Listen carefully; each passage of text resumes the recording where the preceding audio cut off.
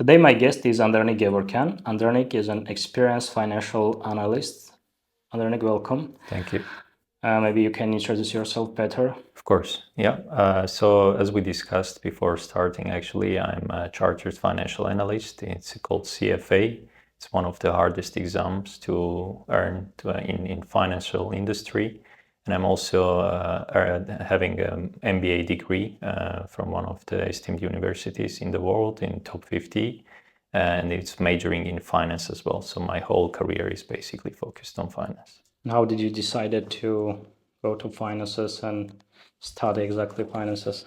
To be honest, it came from my father actually. He was in banking industry and I saw how interesting the industry itself is to be part of the like large banks and manage finances and manage the money basically.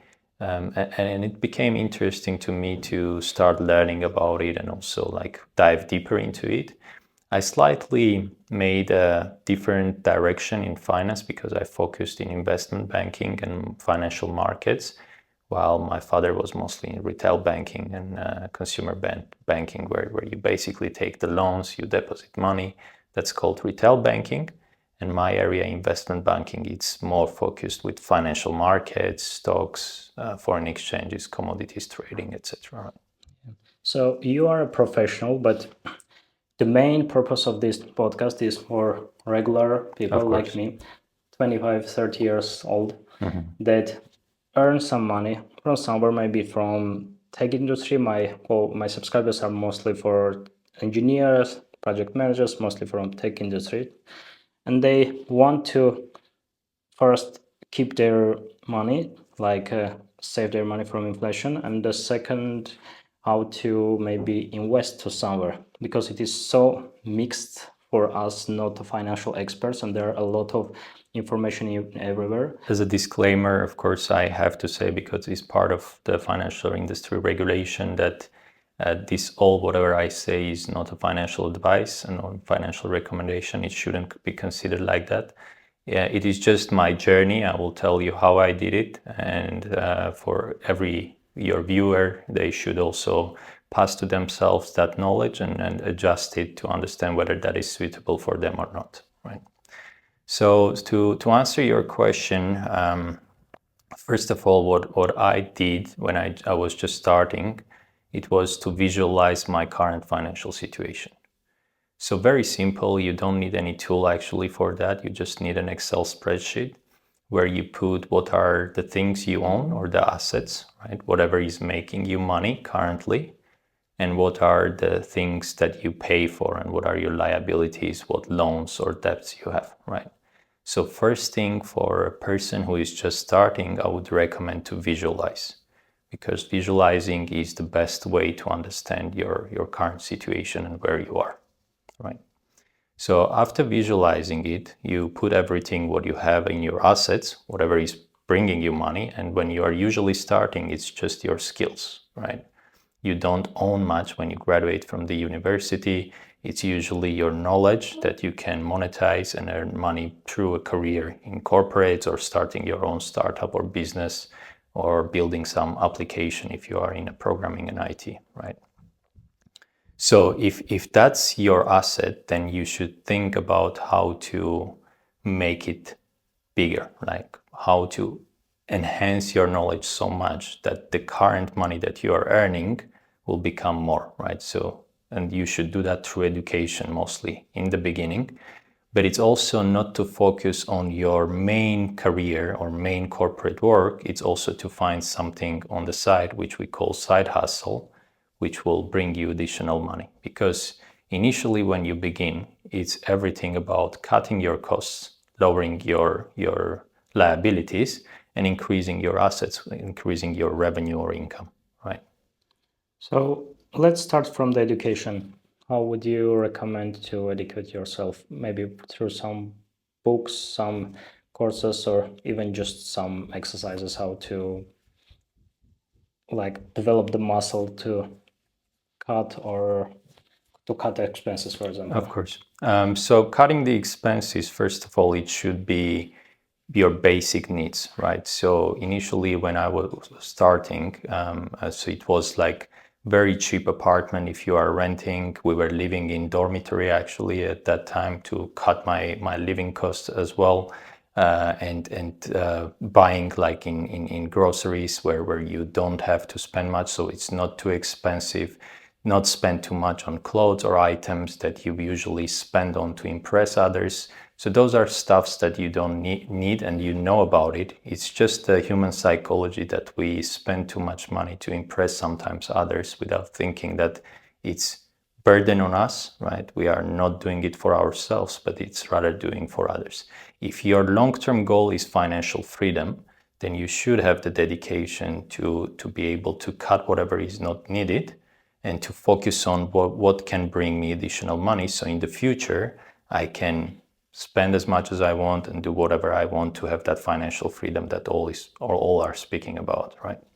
And how you can like recommend to define the financial goal? For example, how much to cut? Because if you earn too much and as much as you earn, you anyways like may need savings or cut or something. Like when you can give you that freedom to spend more in some things that you like and not save on the comfort, and still what point you should cut your expenses. Sure, that's a great question actually, and it's personal, I would say, because every person has his own like level of freedom. But usually, I would say if in your bank account you will be left with $2,000 to $3,000 or euros per month after you spend the way you want to spend, then you are fine to spend as much as you want, right? I mean, if you are able to still maintain that amount after investing, after covering all your costs, and also doing something more, which is investing in stupid stuff, then you are able to do that, right? If after all those spendings, you still have 2 to 3 thousand left, at least, right? That's the minimum, I would say. We are speaking in case if you are living in Europe. Yes, in Europe. Okay. Exactly.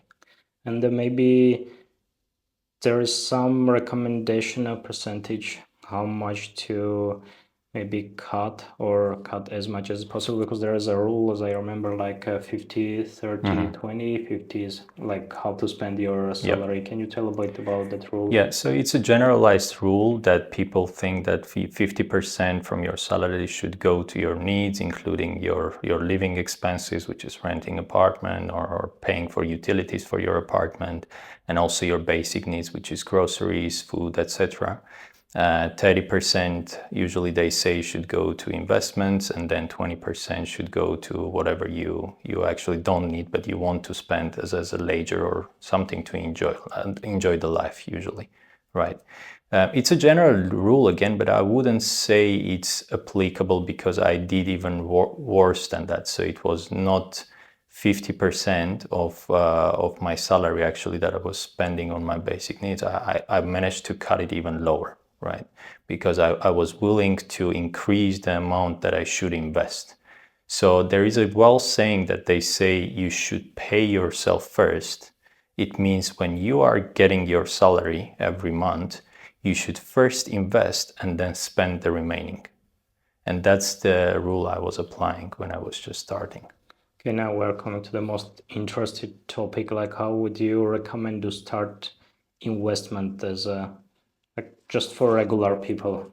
Where to invest, where to start, and also I've heard there is some kind of backup that you need to save. Exactly. I've heard a lot of different opinions, like backup for 3 months, 6 months, a year. Like how you can comment that how much you should keep as a backup, and when you start to invest and on what to invest. Exactly, very good one.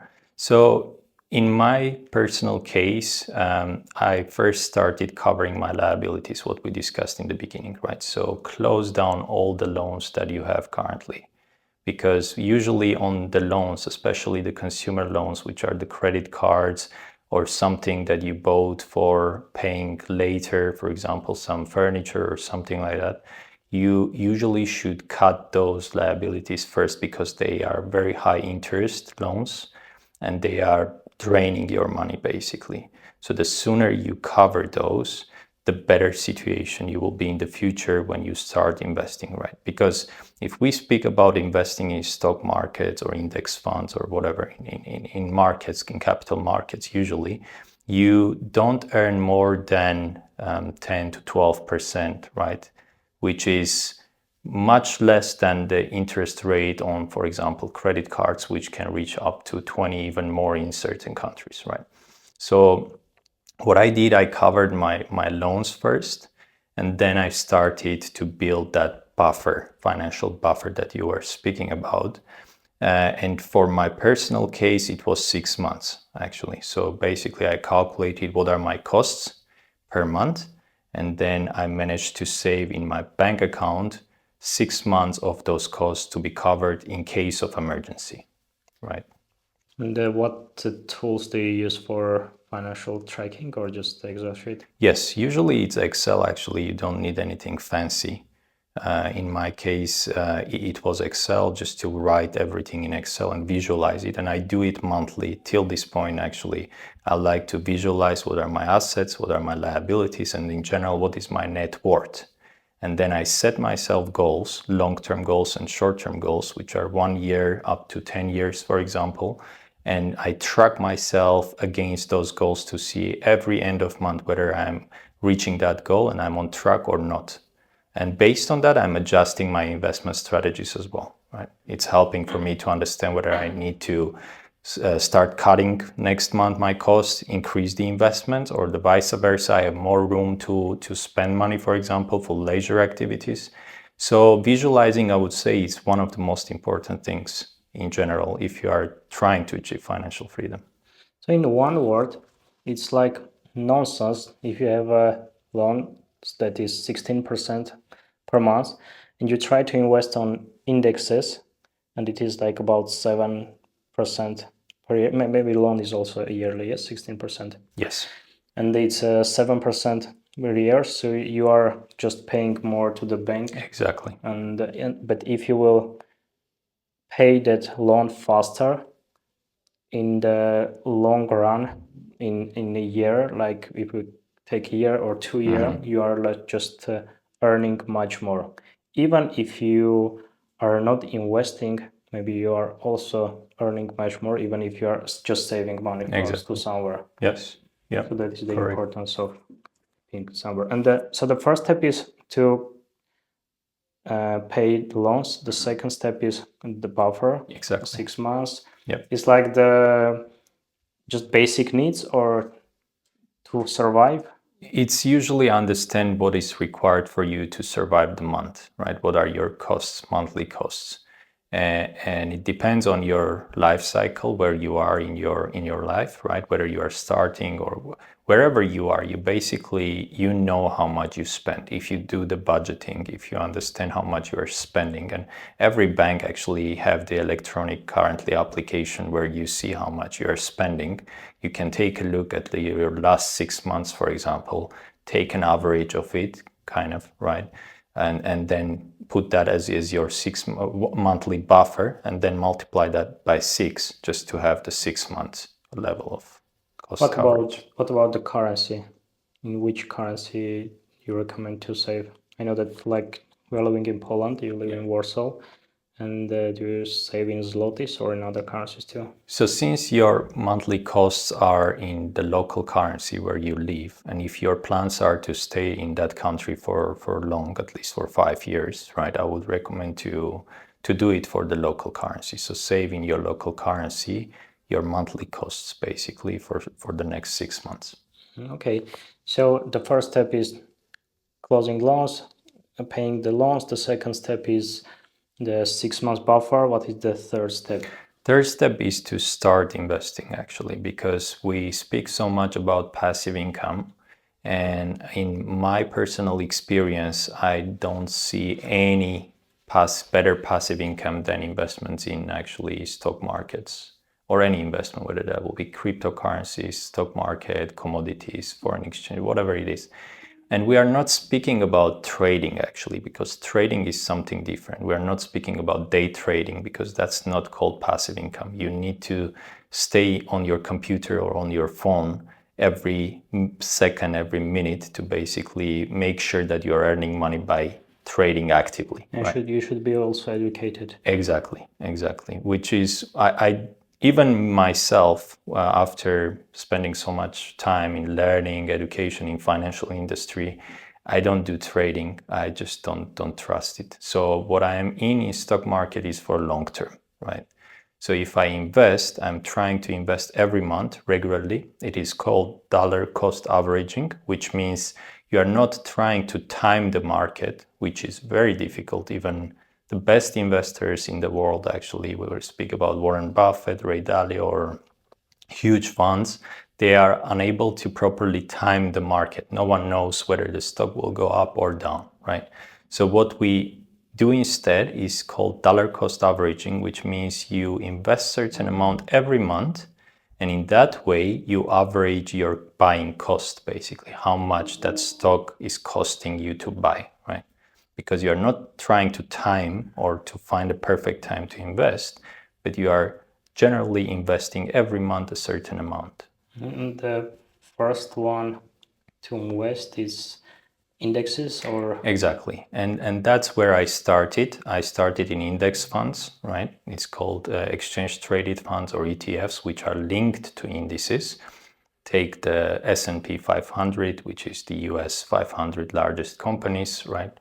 And I started investing there, basically. Maybe can you explain a bit more for just people that don't know what is indexes? So indexes are basically showing you how the market in general behave, right? So the S&P 500, as we discussed, is just 500 largest companies from the US markets. And we have indexes in every country. In Poland, for example, it's called WIG20, right, which is the 20 largest companies that are listed in the stock exchange in Warsaw. And every country basically has its own index, which are basically an aggregation of the stocks of largest companies in that country. Right. Any like percentage to understand to invest on indexes that we can move to more high risk investment like crypto? So in general, what I do in every month, actually, when I do the calculation of my net worth and understanding how much I'm investing, actually, I'm tracking that as well, how much I'm allocating my investment into index funds, how much in single stocks. So what I try to do myself is actually to keep at least 50% of my portfolio in index funds, actually, because I believe that that's the in my personal opinion is the best like place to be, because you diversify your money. You are not investing in one egg which can break and then you lose everything. You get the broader market exposure by diversifying. So I invest in 500 companies rather than investing in one. And if one company from that 500 actually goes bankrupt or disappears, I still have 499 companies still invested, and they can grow, right? What about gold, for example? Commodities is a different story. Usually gold is considered to be safe haven, which is like a kind of assumed to be safe investment. In recent years, actually, that concept a bit changed because gold became quite volatile, and it grew, actually. That's no doubt about it. But I myself, I started from index funds, actually, before I moved to commodities, right? Because gold is part of the commodities world of financial industry. And again, there are certain funds which can give you the diversification, so you don't need to be in gold only. You can have gold, silver, other metals, oil, all combined in one, and you invest in one, right? So it's again kind of index of companies, but it's index of commodities, right? So instead of putting into one, you could put in multiple commodities, and then diversification works for you as well here, right? So initially, I would suggest to diversify as much as possible before you start investing. And as I said, it's 50% for me at the moment of my portfolio. Yeah, like in other words, if something will happen to that company, so you probably in the world will happen something serious. Exactly. What about crypto? Crypto is after the single stocks. So once you have like your portfolio in a level which you feel comfortable of taking more risk, right? Then you can move from index funds to stocks.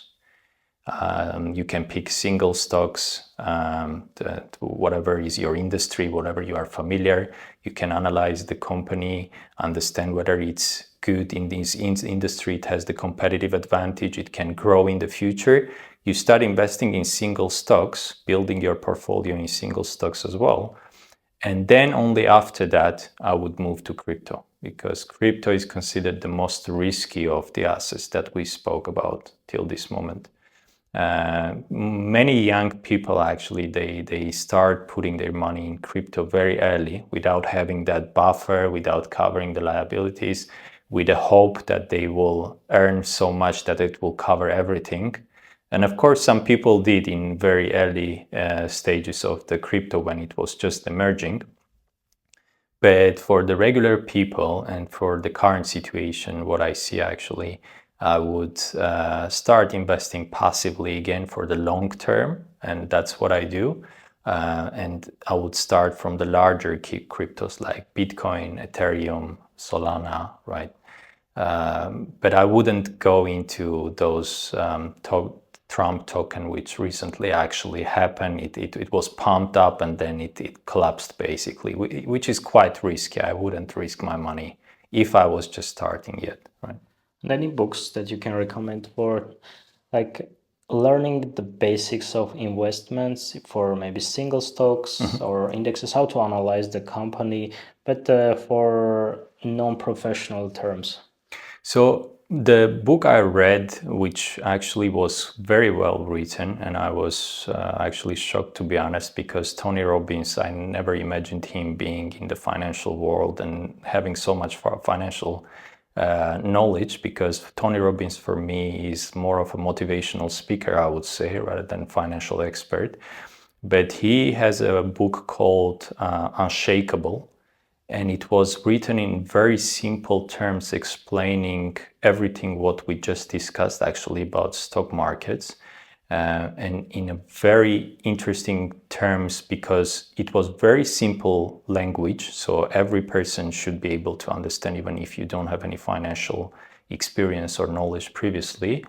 And what he did, he basically interviewed the best investment minds in the US and in the world, I think, overall. And just he summarized it in a very good way, actually. And I think that's where you should start if you want to start your journey in the investment industry. Any other books if after it? Generally, I would recommend to read, it's a classic one, but it still stands, The Rich Dad Poor Dad by Robert Kiyosaki. I wanted to talk about this. Actually, that's a very good one. And he speaks about this assets liability concept, and that's something I learned from him.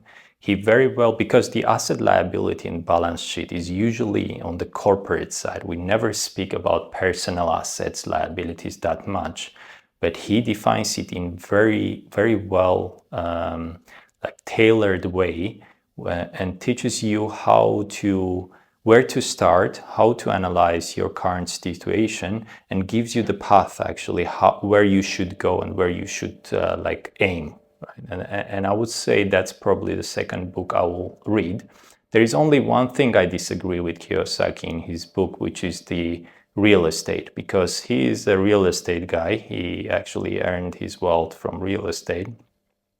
The US industry is a bit different. If we're speaking about Europe real estate, the ways that he did it, actually, it will be complicated to do here, because here in Europe, real estate is basically capital intensive investment. You need to have a lot of capital actually from the beginning to start investing.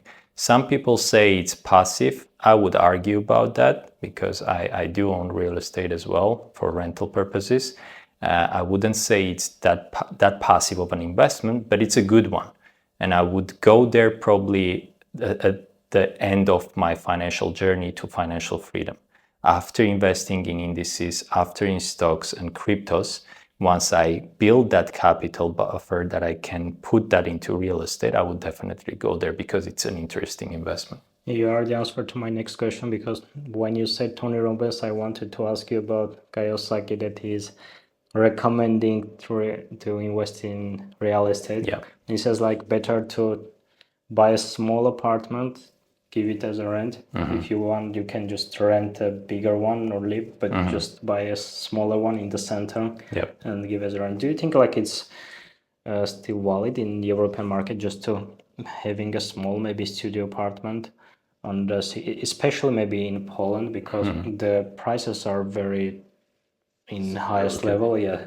Maybe in all Europe it's like this because of war and etc. Yeah. Do you think it's still valid, or better to wait, or it will never drop again? That's a good point, actually, and very interesting discussions, which I usually have with my colleagues as well. If you look at the real estate market, how it behaved, if we take the 2008 financial crisis, that was the only situation where we saw that the real estate market is not as stable as we think it is, right? And that was the only case where we saw prices declining. Not only in the US, of course, the US was impacted the most, but also here in Europe, we had some prices being declined as well for the real estate investments. But currently, if we look what was driving the market actually in Poland, it is generally the flow of people actually. Poland became such an interesting market. We had so many people actually moving here, of course, partially because of the war, but also because the market grew so much actually, and there were so many outside investments coming here, new branches of companies opening, that very many people actually from outside, very educated people, came to Poland, moved here and started working here. And some of them came with financial power, so they were able to buy apartments. So the demand increased because of the war, because of the educated people moving to Poland, and the prices went up. So the only reason why I would say the real estate market might correct is the demand to go away. But if we think about it, the demand might go away only if there is another financial crisis, which, to be honest, or a war, which is an unlikely situation, and I don't want to even to think about it, that it can happen. So in my opinion, the market is not going to be corrected that much. We can see slight correction, but not as much that it will return to the prices that we saw like in 2019 or 18, right? And what about the loan percentage for buying apartment? I think it is 8% at medium now. And since the inflation is getting stabilized in most of the countries and Poland as well, if it continues to decline or remain stable, I would expect the rates to go down, right? So usually that's the macroeconomic or economic usually behavior, and what the central banks do, they control the inflation with the interest rates. If the interest rates are stable, they basically reduce the interest rates. With that, they are trying to increase the interest of people into taking more loans, mortgages, buying real estate, investing in businesses, right? So they are trying to supply more money, let the people spend their money because you have access to cheap money. And that's where we are going to actually, in my opinion, as the inflations start stabilizing and declining, actually, we will see lower interest rates in the future. Thank you. And maybe can you recommend any tools to buy stocks or indexes? I buy via Revolut because they have perfect mobile app, but maybe there's some better option.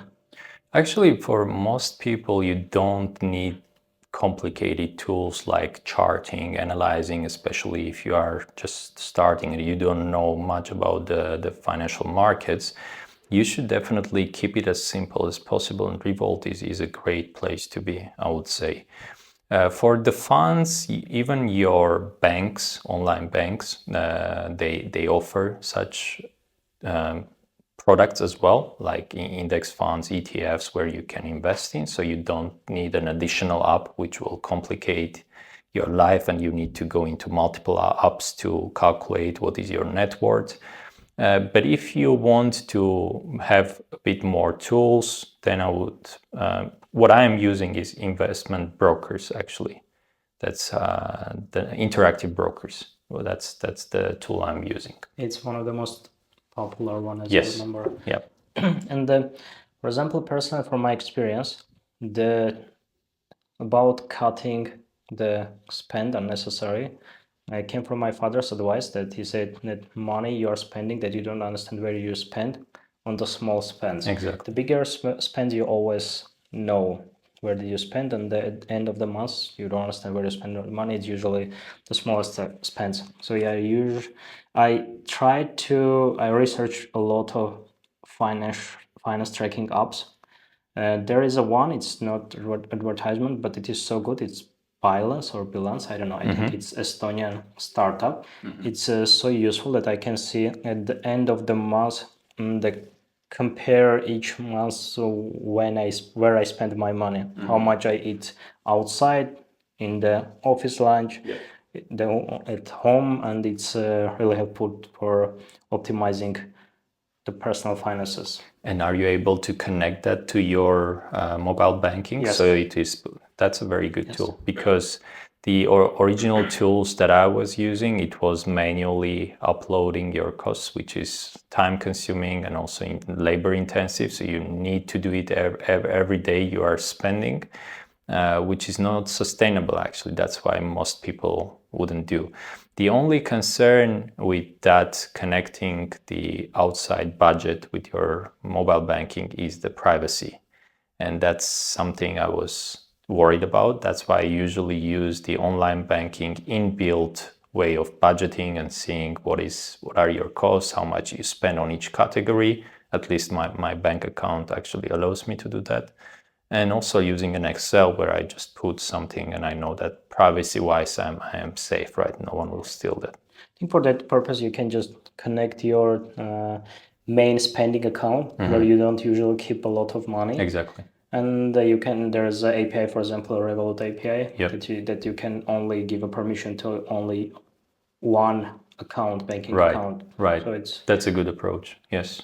And they also have a very interesting approach. You don't categorize them manually. You can categorize, but for example, you can create a category, but there are tags that you can tag like eating outside with friends, alone, or office lunch. So you can also keep your spendings and where did you spend, and not create bunch of categories that I get used to do with other apps. Definitely share with me. I'll be interested to test it as well. I personally wanted to develop one, but that app that is so useful that I use them. Maybe the developers will see and will be happy that we are talking. And the last question is from my friend. So if I die and I have money in my bank accounts, for example, in Revolut, in other bank, in other country, where will go my money? They will try to connect to find my relatives, my parents, or what will happen? They will not actually, and that's a very good question, because usually the procedure, at least in Poland, is that you, as a relative of the person who dies, you are not able to get access to their accounts and finances until there is a whole process of the judge making the decision to let you do that, actually, if you don't know the passwords and all that stuff, right? And if you don't know at all that monies exist, you don't have any chance. Exactly. Yes. So what is the best to do, and what I did, is to write a testament. Even if you are young, life is life, anything can happen. You write a testament, you write every asset that you own, basically. You don't need to write the passwords or anything. You just own, I have money in this bank account, I have like investments in this brokerage, and I have a car and I have a house, etc. And you write in your testament who should have the rights to take over those financial assets after something happens to you.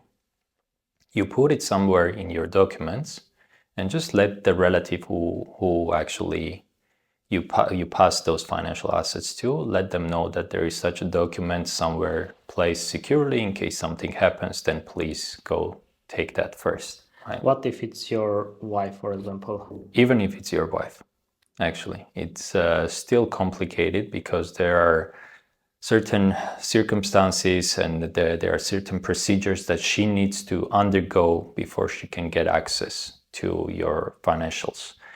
Unless she knows the passwords and she's able to access and withdraw the money, that's a different story. But if she doesn't, then it's good to have that testament so that she can take that document to a judge or to the bank, and that procedure will be much faster actually. And it should be the closest relative, like if you're not married to parents? It depends on your situation, who you want to pass that money to, right? Even if you are married, but you want to still pass that to your parents or even your children, if you have some, right? Then that's your decision based on your circumstances, I would say. Thank you. I believe it is very useful information for me personally, for my subscribers. Maybe any motivational words, how to like push yourself to try to cut the spendings. I believe this is the hardest step, the first step. Exactly. That, cut the spendings, and that's 6 months. Personally, for me, it was the most difficult one. I would say what I do, and that's all personal actually, but what I do and what works best for me is to have that goal always in front of you. Because we speak about setting goals, but you can set goals in your mind and you forget about it, right?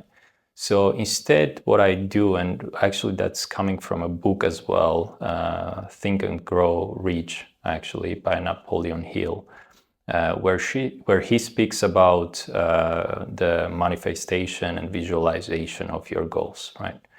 I have a personal folder in my Photos app, actually in my phone, which is called Purpose. And there I have all the pictures, aspirational pictures of the life I'm trying to achieve. And you will find the yacht there, you will find a private jet picture there. And every morning, actually waking up, I'm looking at that pictures actually, and that folder. So there is an automation on my phone, and you as an IT guy, you will understand that. That is, every time I wake up, my phone is notifying me that I need to actually look at that pictures.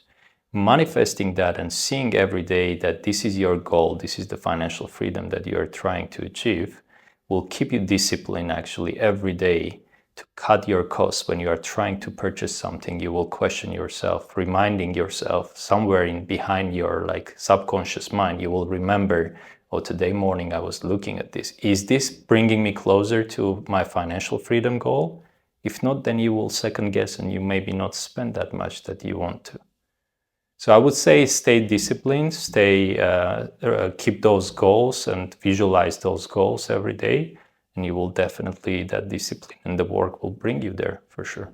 Yeah, it's happened to me when I was studying programming by myself. Like I know, but my knowledge was not enough to work on some IT office, and I decided to wake up at 8 or 7 a.m. in the morning. It was early for me. And every time that I didn't wanted to wake up, I said, okay, you are like moving forward, your goal, your dream, one day forward, and so it will go, and you will never reach. And it made me angry, and I wake up always. Exactly. So just set the goals and keep going towards it, right? Step by step, you never can jump to it.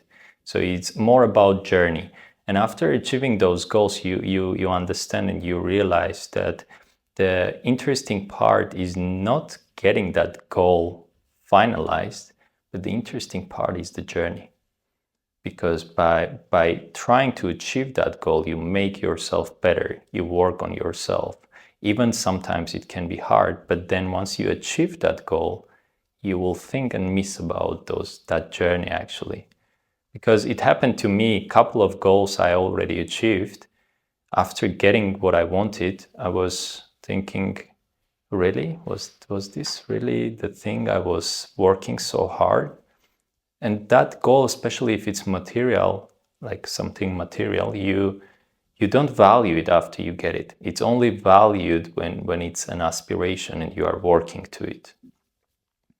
So I would say that process is the most interesting one, and you should be happy that you have something to work upon. Because if you don't have any goals in life, if you don't have anything left to work for, then life becomes boring, I would say. Enjoy the journey. Exactly. Thank you. Thanks.